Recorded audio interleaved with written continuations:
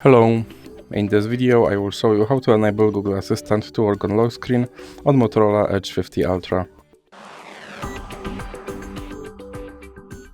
So you have to start by opening your Google application, then click on your avatar and now go to settings.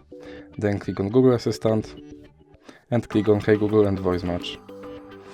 Now click here on Hey Google and then click more. Now click I agree. Click more and I agree again. Now click next. And then click on retrain voice match model. Okay Google, what's the weather tomorrow? Okay Google, set a timer for 5 minutes. Hey Google, make a call. Hey Google, help me to plan a dinner party.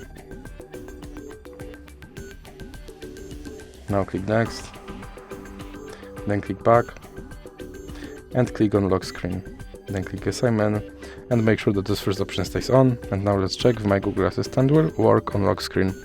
Okay Google, and as you can see my Google Assistant works on lock screen. So that's it for this video. If you liked it, please remember to leave a like and subscribe.